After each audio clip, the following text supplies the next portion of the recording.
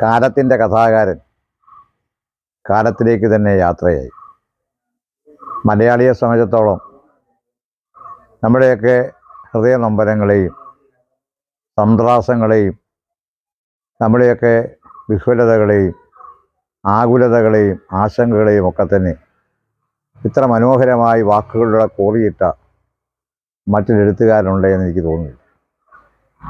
ഞാൻ വായിക്കാൻ തുടങ്ങിയ കാലം മുതൽ എം ഡിയുടെ സർഗപ്രപഞ്ചത്തിലൂടെ ഒരുപാട് തവണ യാത്രയായിട്ടുള്ള ഒരാളാണ്. ഓരോ കഥാപാത്രവും വായിക്കുമ്പോൾ എവിടെയൊക്കെയോ ഇതിൽ ഞാനുണ്ട്, അല്ലെങ്കിൽ എനിക്ക് പരിചിതരായ ഒട്ടേറെ ആളുകളുണ്ട് എന്ന് എനിക്ക് പലപ്പോഴും തോന്നിയിട്ടുണ്ട്. ഒരുപക്ഷെ എം ഡി എന്ന എഴുത്തുകാരൻ ഏറ്റവും കൂടുതൽ ശ്രദ്ധിക്കപ്പെട്ടത് ഓരോ മലയാളിയുടെയും ജീവിതവുമായി ബന്ധപ്പെട്ട അനുഭവങ്ങളെ ഇത്ര മനോഹരമായ ഭാവനാപൂർണമായി അദ്ദേഹം കുറിച്ചിട്ടുള്ളത് തന്നെയാണ്.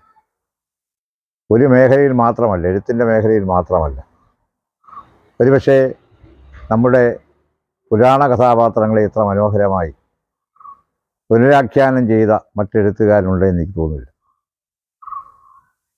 രണ്ടാമൂഴത്തിലെ ഭീമൻ നമ്മുടെയൊക്കെ ബാല്യകാലങ്ങളിൽ കേട്ട കഥകളിൽ നിന്ന് വ്യത്യസ്തനായൊരു ഭീമനായിരുന്നു. എപ്പോഴും രണ്ടാമനാകേണ്ടി വരുന്നൊരു വ്യക്തിയുടെ ജീവിതത്തിൻ്റെ ദുരന്തങ്ങളെയാണ് ഭീമനിലൂടെ എം ഡി അവതരിപ്പിച്ചത്. ചതിയൻ ചന്തു നമ്മുടെയൊക്കെ മനസ്സിൽ അങ്ങനെയായിരുന്നു. പക്ഷെ ചന്തുവിന് മറ്റൊരു തലമാണ് എം ഡി നൽകിയത്. അങ്ങനെ ഒട്ടേറെ കഥാപാത്രങ്ങൾ പറയാൻ പോയാൽ ഒരുപക്ഷെ ഏറെയേറെ കഥാപാത്രങ്ങളിലൂടെ സൃഷ്ടിച്ചുകൊണ്ട് നമ്മളുടെയൊക്കെ ഇടയിൽ അദ്ദേഹം ജീവിക്കുകയാണ്.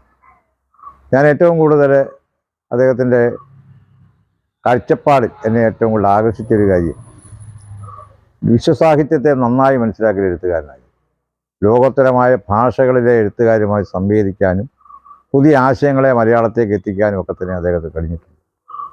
പക്ഷേ അദ്ദേഹം എപ്പോഴും പറയുന്നൊരു വാചകം, ഏറ്റവും മനോഹരമായൊരു വാക്കുണ്ട്: 1000 അത്ഭുതങ്ങളെ ഗർഭം ധരിക്കുന്ന സമുദ്രത്തേക്കാൾ ഞാൻ അറിയുന്ന എൻ്റെ നിളയെയാണ് എനിക്കിഷ്ടമെന്ന് എം ഡി പറഞ്ഞത്. ആ കൂടല്ലൂരിൻ്റെ മഹത്തരമായ ഗ്രാമീണ പാരമ്പര്യത്തെ ഒരിക്കലും താൻ നഷ്ടപ്പെടുത്താൻ ആഗ്രഹിക്കുന്നില്ല. എവിടെ യാത്രയാണെങ്കിലും ഈ ലോകത്തിൻ്റെ ഏത് കോണിലാണെങ്കിലും തിരികെ മടങ്ങി വരാൻ തൻ്റെ ഗ്രാമത്തിലേക്ക്, തൻ്റെ ഗ്രാമത്തിൻ്റെ സ്വപ്നങ്ങളിലേക്ക്, തനിക്ക് തിരിച്ചറിയാവുന്ന അടുത്തറിയാവുന്ന ആളുകളിലേക്ക് എത്താൻ ആ എഴുത്തുകാരൻ എപ്പോഴും ശ്രമിക്കുന്നത്. അതുകൊണ്ട് തന്നെയാണ് മലയാളി എം ഡി ഇതുപോലെ ഇഷ്ടപ്പെടുന്നത് എന്ന് ഞാൻ വിശ്വസിക്കുകയാണ്.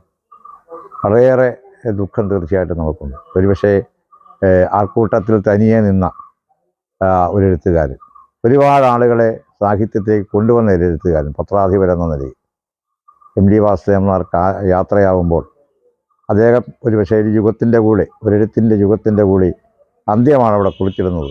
പക്ഷേ എഴുത്തിലൂടെ അദ്ദേഹം സൃഷ്ടിച്ച കഥാപാത്രങ്ങളിലൂടെ തീർച്ചയായും എം ഡി നമ്മോടൊപ്പം ഉണ്ടാകും എന്നുള്ള കാര്യം സംശയം. മലയാള ഭാഷയുള്ളത്തോളം കാലം എം ഡി എന്ന 2 അക്ഷരം തീർച്ചയായിട്ടും ഉണ്ടാകും. ഞാനൊരു വാക്കുകൂടെ പറഞ്ഞുകൊണ്ട് അവസാനിപ്പിക്കണം. കാലമെന്ന മഹത്തരമായ നോവലിൻ്റെ അവസാനത്തിൽ പറയുന്നൊരു വാചകമുണ്ട്: ഞാൻ യാത്രയാവുകയാണ്, ഒരു മടങ്ങി വരവിന് വേണ്ടി യാത്രയാവുകയാണ് എന്ന് പറഞ്ഞുകൊണ്ടാണ് കാലം അവസാനിക്കുന്നത്. തീർച്ചയായിട്ടും എം ഡി മടങ്ങി വരുമെന്ന് ഞാൻ വിശ്വസിക്കുന്നു. മഹാനായ മലയാളിയുടെ ഹൃദയത്തെ, മലയാളി ഹൃദയത്തോട് ചേർത്ത് വെച്ച പ്രിയപ്പെട്ട കലാകാരന്, എഴുത്തുകാരന് ഒരിക്കൽ കൂടി വിട നൽകുന്നു, സ്മരണാഞ്ജലി അർപ്പിക്കുന്നു.